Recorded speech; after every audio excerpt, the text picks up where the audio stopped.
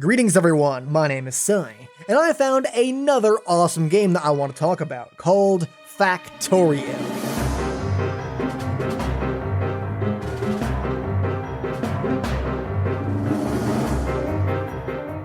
So Factorio is an early access survival game.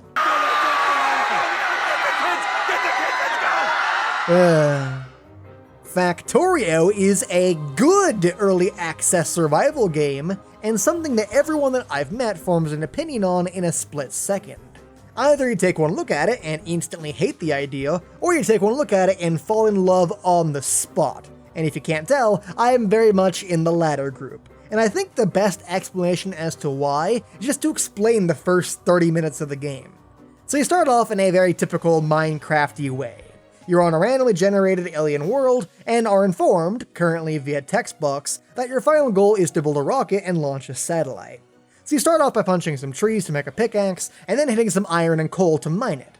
Then you can place a shitty drill that requires coal to work, and a furnace to smelt what the drill mines. And now you get into this loop of running to get coal, rocks, and wood, and running back to the furnace to smelt them. And you do that over and over again. And yes, that does sound generic and boring as hell. And it is, but that's the brilliant part.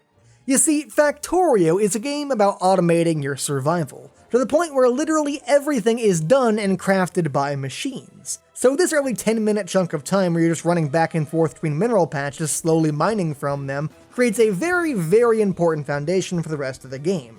It teaches you how boring this stuff is, and shows you why you would want to build machines that do it for you.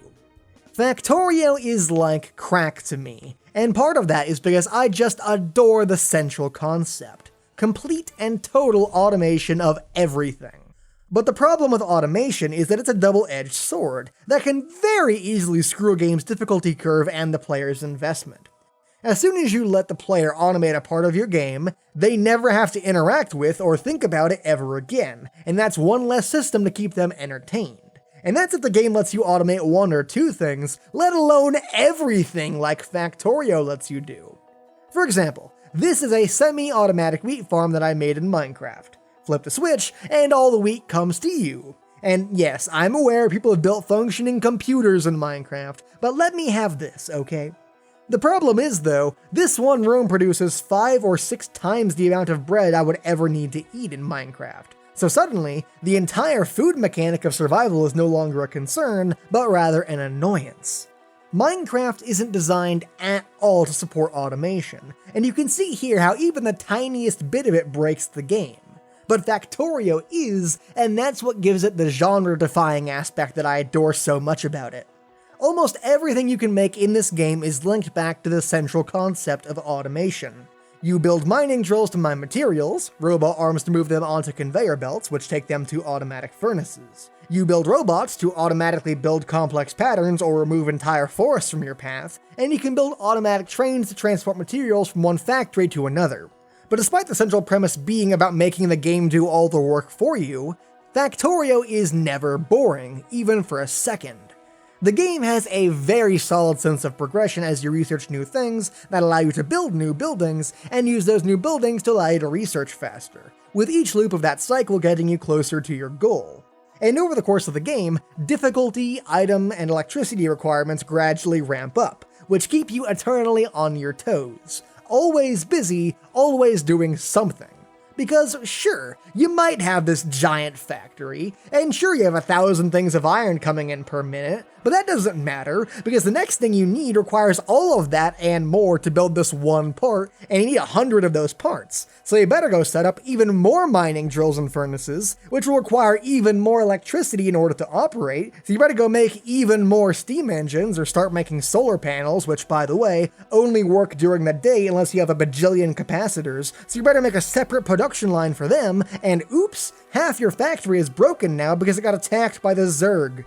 And that right there is why Factorio is so amazing at capturing my attention for long periods of time. Because the game is really, really good at making you compartmentalize all your goals. Factorio effortlessly feeds each task into the next, and so it's really easy to get caught in a loop of completing a goal and getting sidetracked by something else. And eventually, if I'm able to break free from that, I'll scroll the camera back and sit slack-jawed at how massive my tiny factory has suddenly become. Awestruck by how complicated and interwoven it all looks, and amazed how I made all of that. Because it didn't feel complicated at the time, and I certainly didn't have a grand plan in mind. I was just laying down one block at a time as need be, and before I knew it, my factory had turned into a giant sprawling monster of a machine. And I'd say that sense of constant progression and exponential growth is where most of the fun of the game is found. But I also really enjoy the SimCity elements, wherein you have to set up your factory to function as efficiently as possible.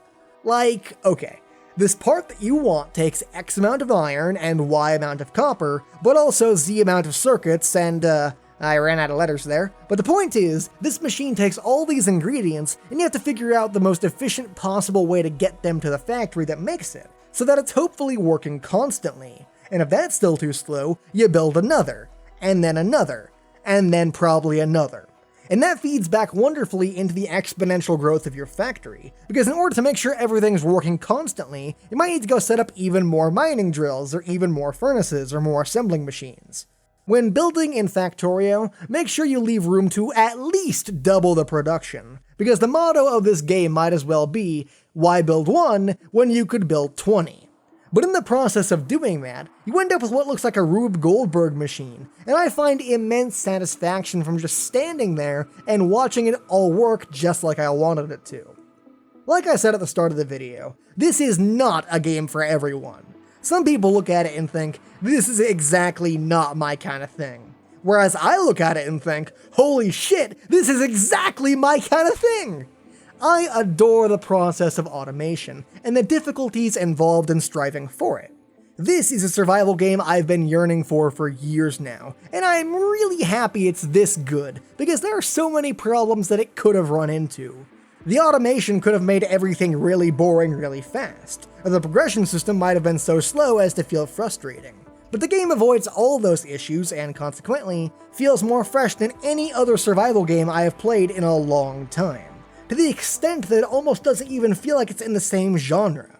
And that, ladies and gentlemen, is why I think Factorio is a survival game revolution. Title drop.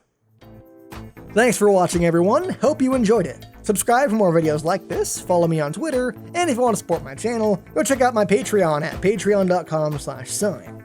Speaking of, I want to give a very special thank you to Isaiah Christo, Sauce Bucky, Krista, Killy, Forgotten Paladin, and Ludwig for helping support my videos. Thank you all for watching, and I'll see you guys next time. Later.